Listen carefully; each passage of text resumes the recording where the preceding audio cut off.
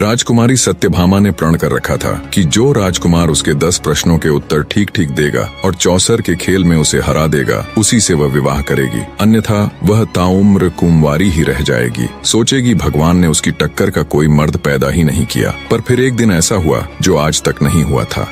मेदिनीपुर शहर के राजा वज्रसेन की पुत्री सत्यभामा अपनी सुंदरता के लिए देश प्रदेश में प्रसिद्ध थी। राजकुमारी सत्यभामा इतनी सुंदर थी कि स्वर्ग की अप्सराएं भी उसके सामने फीकी लगे। जब वो महल के गलियारों से गुजरती तो उनकी रेशमी चुनरी का हल्का स्पर्श तक हवा में सुगंध घोल देता। भगवान ने राजकुमारी सत्यभामा को सौंदर्य के साथ अपार बुद्धिमत्ता का गुण भी दिया था। रानी केवल रूप की रानी नहीं बल्कि गुणों की अद्वितीय प्रतिमूर्ति भी थी। अब जहाँ इतना सब होता है वहाँ घमंड और अहंकार का निवास ना हो, ऐसा तो संभव ही नहीं। राजकुमारी सत्यभामा ने प्रण कर रखा था कि जो राजकुमार उसके 10 प्रश्नों के उत्तर ठीक ठीक देगा और चौसर के खेल में उसे हरा देगा, उसी से वह विवाह करेगी, अन्यथा वह ताउम्र कुंवारी ही रह जाएगी। और अंततः इस सोच में संतोष पालेगी कि उस ऊपर वाले ने उसकी बराबरी का पुरुष बनाया ही नहीं, समस्त संसार में उसके योग्य कोई पुरुष पैदा ही नहीं हुआ। राजकुमारी सत्यभामा का एक और नियम था कि जो राजकुमार उसके प्रश्नों के उत्तर नहीं दे पाएगा वो कभी बाहर भी नहीं जा पाएगा, उसे उसका कैदी बनकर आजीवन कारावास भोगना होगा। वो नहीं चाहती थी कि कोई ऐरा गैरा राजकुमार सिर्फ उसकी सुंदरता को निहारने के लिए ऐसे ही मुंह उठाकर उसके समक्ष आ जाए और असफल होने पर बाहर उसकी सुंदरता का गुणगान करता फिरे।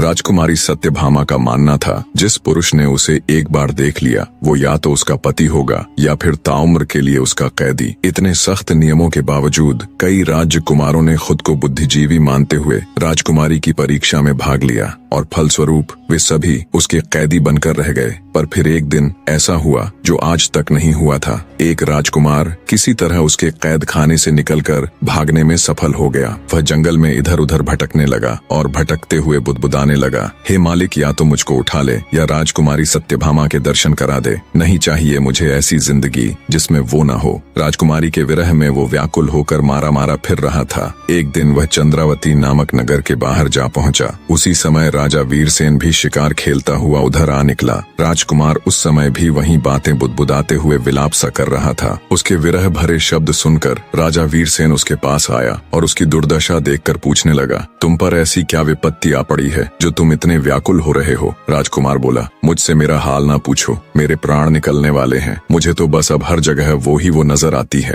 राजकुमार की बात सुनकर राजा ने जान लिया कि यह युवक किसी स्त्री का आशिक हो गया है। वह राजकुमार को धीरज बंधाकर बोला, मित्र, अपने हृदय की सारी व्यथा मुझसे कहो, मैं तुम्हारे मन की इच्छा पूरी करने की कोशिश करूंगा। राजा वीरसेन की बातें सुनकर राजकुमार ने राजा को अपने विषय में सब कुछ बता दिया। सारी बात सुन राजा वीरसेन बोला, घबराओ नहीं मित्र, मैं तुम्हारा समाधान अवश्य करूंगा, और उसे अपने साथ राजमहल ले गया। कहानी में आगे बढ़ने से पहले आप सबको राजा वीरसेन के बारे में बताता चलूं। राजा वीरसेन चंद्रावती नगर के बहुत ही दयालु और प्रतापी राजा थे। वे गुरु गोरखनाथ के शिष्य थे। एक समय में गुरु गोरखनाथ की बड़ी सेवा की थी। राजा की सेवा से प्रसन्न हो गुरु गोरखनाथ ने उन्हें एक बोलने वाला हीरामन नाम का तोता दिया था। वह तोता बड़ा विद्वान था। राजा वीरसेन तोते से पूछे बिना कोई भी कार्य नहीं करता था। राजा वीरसेन ने राजकुमार को ले जाकर महल में ठहराया तथा स्वयं तोते के पास आकर राजकुमार का सारा हाल कह सुनाया। तोते ने राजकुमार को अपने पास बुलाकर कहा, हे मित्र, तुम उस स्त्री के चक्कर में पड़कर क्यों अपने प्राण गंवाते हो? उसमें रूप की केवल ऊपरी चमक है, भीतर से वह विष की बूटी है। गनीमत यही है कि आप वहाँ से भागने में सफल हो गए, और अगर फिर भी तुम्हारा दिल नहीं मान रहा तो मेरी ये कथा सुनो। वर्धमान नगर में एक पठान रहता था। उसकी स्त्री बड़ी ही सुंदर तथा रूपवान थी, लेकिन वह चरित्रहीन थी। उस स्त्री का एक बेटा था। स्त्री की गांव के ही एक चंडाल व्यक्ति भैरव से यारी थी। जब पठान मजदूरी करने जाता तब भैरव आता और उसके साथ ऐश करता। जब पठान के आने का समय होता तब वह वहाँ से निकल जाता। एक दिन उस स्त्री का लड़का ये सब देख लेता है और सारा हाल अपने पिता पठान के आने पर उसे कह देता है। पठान को जब ये बात मालूम हुई तो वह जल उठा। गुस्से में उसने अपनी उस स्त्री को खूब मारा पीटा। एक दिन पठान मजदूरी करने गया हुआ था। तभी भैरव उसके पास आया और पूछने लगा, क्या बात है, आज तुम बहुत उदास दिख रही हो? स्त्री बोली, मेरे बेटे ने तुम्हारे और मेरे ऐशो आराम का सारा हाल देख लिया और अपने पिता से कह दिया। अब मेरा पति मुझे बहुत मारता पीटता है। भैरव कुछ सोचते हुए बोला, अपने बेटे का गला घोंट कर मार डाल ताकि तेरे हृदय का दुख समाप्त हो जाए। अपने आशिक की बात बात सुन उस स्त्री ने कामदेव के वशीभूत होकर अपने बेटे को मार डाला। जब पठान मजदूरी करके वापस आया तो वह चिल्ला चिल्ला कर पुकारने लगी, कोई बचाओ, इस जालिम ने मेरे लाल को मार डाला, हाय मेरा लाल। स्त्री का चिल्लाना सुनकर मोहल्ले के बहुत से लोग दौड़कर आए और पूछा क्या हुआ। तब उस मक्कार स्त्री ने कहा, मेरा लड़का एक पैसे के लिए जिद कर रहा था, इसलिए इस निर्दयी ने गुस्से में आकर उसे जान से मार डाला। यह बात सुनकर चौकीदार दोनों को राजा के पास ले गया। औरत ने राजा के समक्ष भी यही बात कही। राजा ने पूछा, उस समय का कोई प्रत्यक्षदर्शी या गवाह था जिसने ये सब देखा हो। उस स्त्री ने कहा, महाराज फला फला एक भैरव नाम का व्यक्ति वहाँ खड़ा था। राजा ने भैरव को बुलाकर पूछा तो उसने अपनी प्रेमिका के कहे अनुसार गवाही दे दी, जिसे सुनकर राजा ने पठान को फांसी दे दी। इतनी कहानी कहकर हीरामन तोता बोला, ऐ राजकुमार, औरत जात का कोई भरोसा नहीं, आप किस्मत वाले हैं जो आपको राजकुमारी सत्यभामा के महल से भागने का मौका मिला। फिर से अपनी गर्दन मत फंसाओ। राजकुमार बोला, हे हीरामन तोते, चाहे मेरे प्राण ही चले जाएं, किंतु एक बार के लिए ही सही, पर राजकुमारी सत्यभामा मुझे मिल जाए बस। यह कहकर वह लंबी सांसें भरने लगा। उसकी यह दशा देखकर राजा वीरसेन ने कहा, हे हीरामन, जब तक इसको वह स्त्री नहीं मिलेगी तब तक इसका दुख दूर न होगा, और मेरा भी खाना पीना हराम है। मैं खुद वहाँ जाऊंगा और राजकुमारी सत्यभामा के 10 सवालों का जवाब देने की कोशिश करूंगा। राजा रानी के 10 प्रश्नों के उत्तर देने के लिए मेदिनीपुर जाने की तैयारी करने लगा। तब उसका समझदार तोता बोला, रुकिए महाराज, पता नहीं मेदिनीपुर नाम का कोई शहर है भी या नहीं, पता नहीं कोई सत्यभामा नाम की राजकुमारी है भी कि नहीं। महाराज, समझदारी इसी में है कि आप पहले मुझे जाने दें, अगर सब सही हुआ तब आप बेशक चले जाना। राजा वीरसेन को तोते की बात सही लगी। तोता हीरामन कुछ विचार करके बोला, महाराज एक और कार्य कीजिए, मेरी पंखों में नाना प्रकार के हीरे मोती पिरो दीजिए। राजा वीरसेन ने वैसा ही किया और तोते को अच्छे से सजाकर विदा कर दिया। कई दिनों की उड़ान के बाद हीरामन मेदिनीपुर पहुंच गया। वहां जाकर वो राजकुमारी सत्यभामा के महल की छत पर जा बैठा। जब सत्यभामा का ध्यान उस तोते की तरफ गया तो वो भी उसकी सुंदरता देख अचंभित रह गई। उसने इतना सुंदर और हीरे मोती के पंखों वाला तोता कभी नहीं देखा था। राजकुमारी बोली, हे तोते, तुम किस देश से आए हो और किस देश को जाओगे? तुम्हारा यहाँ आने का मकसद क्या है? तोता बोला, हे रानी, चंद्रावती नगर के राजा वीरसेन ने मुझे यहाँ भेजा है। मैं तो बस ये पता करने आया था कि सच में कोई मेदिनीपुर नगर और राजकुमारी सत्यभामा असल में है कि नहीं। पर हे रानी, मैं तुमसे एक बात पूछना चाहता हूँ, सच बताना, तुम इतनी उदास क्यों हो? ऐसे क्या पाप किए हैं तुमने? तोते की बात सुनकर राजकुमारी सत्यभामा हैरान रह गई। उसने अपने मन में सोचा, ये तोता नहीं बल्कि कोई राजकुमार है। यह मंत्र से तोता बनकर मेरा भेद लेने आया है, इसको पकड़कर मार देना चाहिए। ये विचार कर रानी बोली, सभी लोग जन्म से ही पापी होते हैं जो इस संसार में आते हैं। मैंने इस शरीर को पाकर कोई सुख नहीं पाया। हे सुआ महाराज, मैंने वर ढूंढने के लिए बहुत से देशों में ब्राह्मणों को भेजा, लेकिन किसी से भी मेरी जोड़ी नहीं मिली। राजकुमारी की बात सुन तोता बोला, हे राजकुमारी, जैसी तुम सुंदर और आकर्षक हो वैसे ही मेरे राजा हैं। विधाता ने तुम दोनों की जोड़ी बनाई है, इसलिए तुम मेरे साथ चलो। राजकुमारी सत्यभामा तोते की बात सुन बोली, हे तोते, तुम ठीक कह रहे हो, मुझे तुम्हारी बात पर विश्वास है। विधाता ने कृपा की जो तुमने मुझे दर्शन दिए। अब तुम हमारे पास आओ और बताओ वह राजा कौन है और कहाँ रहता है। मेरी अंगूठी ले जाओ और उससे मेरा विवाह कराओ। मैं उनकी दासी बनकर जन्म जन्म उनके दर्शन करती रहूंगी। तोता बोला, मैं तेरे पास नहीं आऊंगा, तू एक मक्कार स्त्री है, सुना है तू बहला फुसलाकर कैद में डाल देती है। राजकुमारी बोली, मैं बिल्कुल सच कह रही हूँ, मैं तुम्हारे साथ चलने को तैयार हूँ, वो ऊपर वाला साक्षी है। तुम मेरे पास आ जाओ, मैं तुम्हारी मेहमान नवाजी करूंगी। तुम मुझसे क्यों डर रहे हो? मुझे दासी बनाकर अपने साथ ले चलना। राजकुमारी के वचन सुनकर तोते को विश्वास हो गया। वो उड़कर उसके पास चला गया। राजकुमारी ने तुरंत उस तोते को पकड़ लिया और कपट्टी मुस्कान के साथ बोली, हे दासी, जल्दी से छुरी लाओ और इसका सिर काट दो। ये कोई तोता नहीं है, ये तो कोई बड़ा पापी है जो मंत्र तंत्र करके मेरा भेद जानने आया है। तोता अब पछता रहा था कि क्यों उसने राजकुमारी का विश्वास किया। वो बचने की युक्ति सोचने लगा। राजकुमारी के जाल में फंसे तोते को जान के लाले पड़ गए। सोचा, अच्छा भला सब कुछ देख तो लिया था, फिर क्यों खामखां राजकुमारी से फालतू के सवाल जवाब में उलझा। सीधा जाकर राजा को बता देना था, आगे वो जाने या ये राजकुमारी। खामखां पंगे में पैर फंसा दिया। सोचा अब जल्दी से कोई तरकीब लगानी पड़ेगी, नहीं तो ये चंडाल रानी मुझे जीवित नहीं छोड़ेगी। तोता बोला, हे रानी, मेरा नाम हीरामन तोता है, मैं कोई बहरूपिया नहीं हूँ, बल्कि यही मेरा असली रूप है। अगर तुम मुझे छोड़ दोगी तो मैं तुम्हें भी तंत्र और विचार सिखा सिखा सकता हूँ। मैं गिरी विश्वनाथ का पक्का चेला हूँ। राजकुमारी बोली, अगर ऐसा है तो जल्दी से मुझे मंत्र बताओ, नहीं तो अभी तुम्हारे पंख नोच डालूंगी। तोता बोला, हे रानी, मंत्र ऐसे सबके सामने नहीं बताए जाते। तुम अपनी दासियों को यहाँ से जाने के लिए कहो। ऐसे सबके सामने मैं तुम्हें मंत्र नहीं सिखा सकता, वो तो कान में बताने की चीज है। तोते की बात मान राजकुमारी ने तुरंत अपनी सभी दासियों को वहाँ से भेज दिया। दासियों के जाने के बाद जब राजकुमारी ने मंत्र सुनने के लिए सिर झुकाया तो तोते ने उसके गाल पर चोंच मार दी। राजकुमारी सत्यभामा चीखती हुई व्याकुल होकर धरती पर गिर पड़ी। जब तक वो कुछ समझ पाती, तोता वहाँ से उड़कर फिर से खिड़की में जा बैठा। गुस्से में लाल पीली हो राजकुमारी ने अपनी दासी को आवाज लगाई और कहा, इस दुष्ट तोते का शिकार करने के लिए जल्दी से बाज को लेकर आओ। जब तक दासी बाज के पिंजरे को लेकर आई तब तक तोता वहाँ से उड़ चुका था। कई दिनों की उड़ान के बाद वह राजा वीरसेन के पास आ पहुँचा और कहने लगा, हे महाराज, स्त्री रंग, रूप,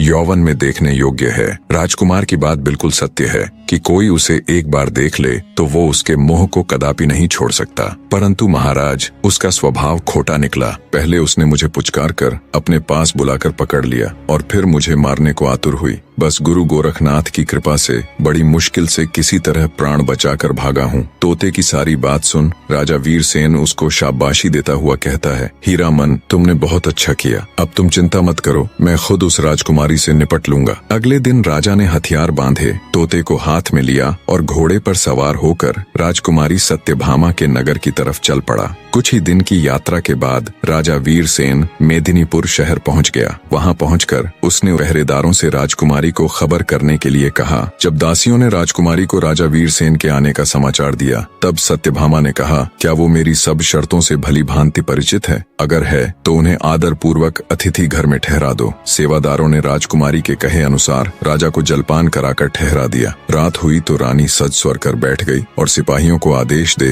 राजा वीरसेन को अपने सम्मुख बुलवा लिया। राजा वीरसेन राजकुमारी सत्यभामा के सामने बैठ गया। राजकुमारी बोली, अगर आपने मेरे 10 सवालों के जवाब ठीक से दिए और मुझे चौसर के खेल में हरा दिया तो मैं आपकी हो जाऊंगी। अगर ऐसा नहीं कर पाए तो आपको सदा के लिए मेरा कैदी बनना पड़ेगा। राजा बोला, अपने प्रश्न शुरू करो राजकुमारी, मैं तैयार हूँ। राजकुमारी बोली, ठीक है तो बताओ राजन, कौन सा तालाब बिना पानी के होता है? कौन सा पेड़ बिना डाल के होता है? कौन सा पक्षी बिना पंख के होता है? और कौन सी मौत बिना समय के होती है? राजा वीरसेन ने गुरु गोरखनाथ का ध्यान करते हुए जवाब देने शुरू किए। सुनो राजकुमारी, आंखें हैं जो बिना पानी का तालाब है, मौत है जो बिना डाल का पेड़ है, जीव है जो बिना पंख का पक्षी है जिसका कोई भरोसा नहीं कब उड़ जाए, और नींद है जो बिना समय की मौत है। राजकुमारी ने दूसरा प्रश्न किया, कौन तपस्वी है जो नित्य तपस्या करता है? कौन है जो रोज सुबह उठकर स्नान करता है? कौन है जो सब रस उगलता है और कौन है जो सब रस खाता है? राजा बोला, सूर्य ऐसा तपस्वी है जो नित्य तपस्या करता है। ब्राह्मण रोज सुबह उठकर स्नान करता है। इंद्र राजा वर्षा के रूप में सब रस उगलते हैं, और धरती है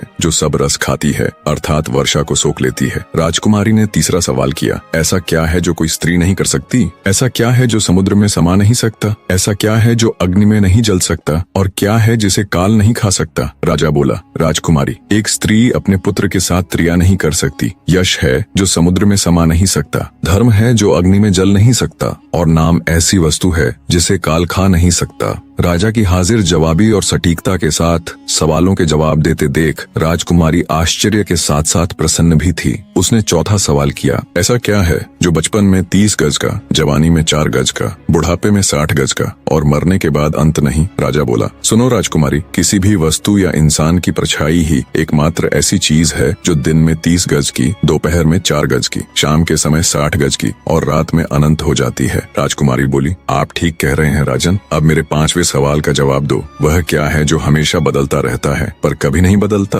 राजा वीरसेन बोला, राजकुमारी, वह है परिवर्तन का नियम। संसार में सब कुछ बदलता रहता है लेकिन यह सत्य कभी नहीं बदलता कि परिवर्तन ही संसार का नियम है। जो इसे समझ लेता है वह जीवन के उतार चढ़ाव में शांति पाता है। राजा वीरसेन के जवाबों से अब तक पूरी तरह संतुष्ट राजकुमारी सत्यभामा कहती है, बहुत खूब राजन, अब मेरे 6ठे प्रश्न का जवाब दीजिए। अगर हर चीज पहले से तय है यानी हमारा भाग्य, तो फिर कर्म करने की क्या जरूरत है? 6ठे सवाल का जवाब देते हुए राजा वीरसेन बोला, भाग्य और कर्म दोनों साथ साथ चलते हैं। भाग्य हमारे पूर्व जन्म के कर्मों का फल है, लेकिन वर्तमान कर्म से हम अपने भविष्य को बदल सकते हैं। यदि कोई किसान अपने खेत में कुछ भी न बोए और कहे कि जो भाग्य में होगा वही होगा, तो क्या उसे अन्न मिलेगा? नहीं, उसे मेहनत करनी होगी, बीज बोने होंगे, पानी देना होगा, तभी फसल आएगी। इसी तरह कर्म हमारा प्रयास है और भाग्य उसका परिणाम। राजा की एक बार फिर से सराहना करते हुए राजकुमारी सत्यभामा ने अपना 7वां प्रश्न किया। मनुष्य को इस संसार में सबसे बड़ा धोखा कौन देता है? राजा वीरसेन बोला,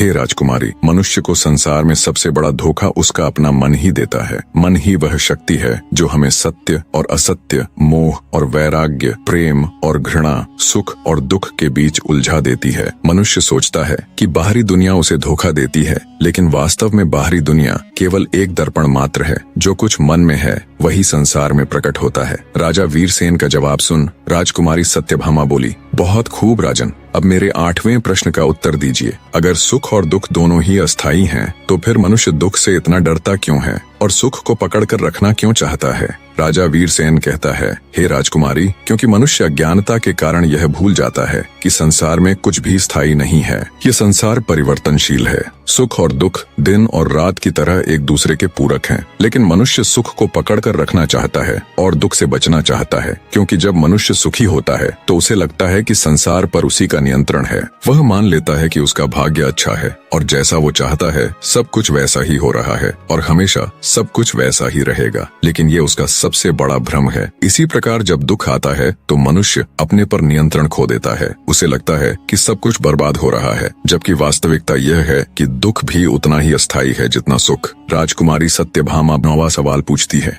हे राजन, क्या यह संसार हकीकत है या केवल एक भ्रम है? राजा वीरसेन बोला, सुनो राजकुमारी, ये संसार अस्थायी है, इसलिए इसे पूर्ण रूप से वास्तविक नहीं कहा जा सकता। जो चीज स्थायी नहीं होती वह भ्रम होती है। उपनिषदों में कहा गया है, ब्रह्म सत्यम जगन मिथ्या, अर्थात ब्रह्म सत्य है, यह संसार माया है। हे राजकुमारी, हम जो भी देखते हैं वह केवल 5 इंद्रियों तक सीमित है। जब हम सपना देखते हैं तो वह हमें पूरी तरह वास्तविक लगता है, लेकिन जागने के बाद वह केवल एक भ्रम होता है। इसी प्रकार यह संसार भी जागृत अवस्था का एक सपना मात्र है। सत्य वही है जो कभी नष्ट नहीं होता और वह केवल आत्मा और परमात्मा है। राजा का जवाब सुन राजकुमारी सत्यभामा बोली, हे राजन, अगर आत्मा और परमात्मा ही सत्य है तो मनुष्य को जन्म से पहले और मृत्यु के बाद का कुछ भी याद क्यों नहीं रहता? राजा वीरसेन राजकुमारी सत्यभामा के 10वें यानी आखिरी सवाल का जवाब देता हुआ बोला, हे राजकुमारी, क्योंकि प्रकृति ने हमें भूलने का वरदान दिया है ताकि हम अपने पिछले जन्मों के बंधनों से मुक्त होकर नए अनुभवों को जी सकें।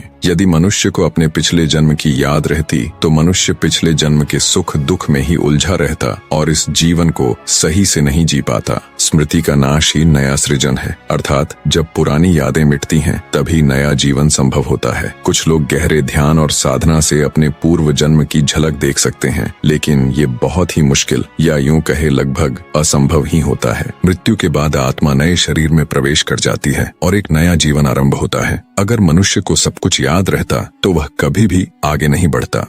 राजा ने राजकुमारी सत्यभामा के 10 प्रश्नों के उत्तर सही सही दे दिए। यह देखकर राजकुमारी सत्यभामा बहुत प्रसन्न हुई। उसने कुर्सी से खड़े होकर राजा का अभिवादन किया और बोली, मान गए राजन, आप वाकई में बहुत बुद्धिमान हो, पर अभी मेरी सभी शर्तें पूरी नहीं हुई। अब आपको मुझे चौसर के खेल में हराना होगा राजन। राजा वीरसेन खुद चौसर का एक अच्छा खिलाड़ी था। बोला, ठीक है राजकुमारी, आपकी ये शर्त भी पूरी करने की कोशिश करूंगा। राजा वीरसेन और राजकुमारी सत्यभामा के बीच चौसर का खेल शुरू हो जाता है। अंततः राजा ने राजकुमारी को चौसर में भी हरा दिया। यह सब देख राजकुमारी सत्यभामा अपने पिता के पास गई और सारा हाल उन्हें कह सुनाया। राजा वज्रसेन यह सुनकर अति प्रसन्न हुआ। उसने मंत्री को भेजकर राजा वीरसेन को बुलाया और बड़े आदर सत्कार से बैठाया। वीरसेन ने कहा, महाराज, मैंने आपकी बेटी के सभी प्रश्नों के उत्तर दे दिए और उसे चौसर में भी हरा दिया। अब आप अपनी बेटी को मेरे साथ भेज दीजिए। तब राजा वज्रसेन ने कहा, मैं कोई शुभ घड़ी देखकर अपनी बेटी का विवाह करके आपके साथ भेज दूंगा। तब राजा वीरसेन बोला,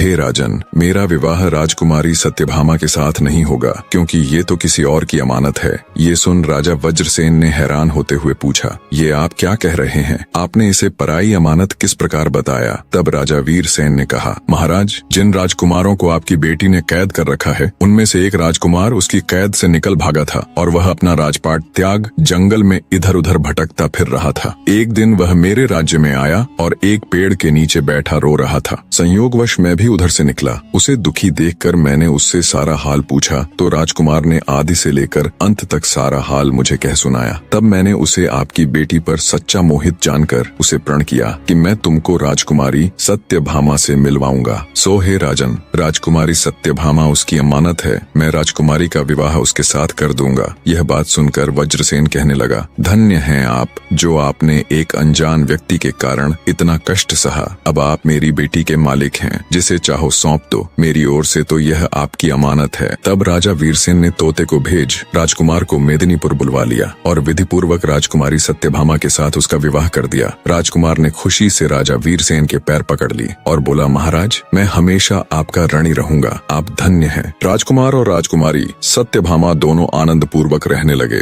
राजा वीरसेन ने राजा वज्रसेन से विदा ली और अपने तोते के साथ अपने देश चला गया। निष्कर्ष, राजा वीरसेन और राजकुमारी सत्यभामा के बीच का संवाद हमें यह सिखाता है कि जीवन में सुख और दुख, दिन और रात, प्यार और घृणा जैसी चीजें एक दूसरे के पूरक हैं। जो आज है वो कल नहीं होगा, चाहे दुख हो या सुख। यदि हम इन बदलावों को समझकर शांतिपूर्वक स्वीकार कर लें तो हमारे जीवन की यात्रा आसान हो जाती है और हम खुशी से जीवन व्यतीत कर सकेंगे। आप हमें सुपर थैंक्स के जरिए सपोर्ट कर सकते हैं ताकि हम और भी बेहतरीन कंटेंट आपके लिए लेकर आ सकें। अन्यथा एक प्यारा सा कमेंट जरूर ड्रॉप कीजिएगा। आपका समर्थन हमारे लिए बहुत मायने रखता है। धन्यवाद।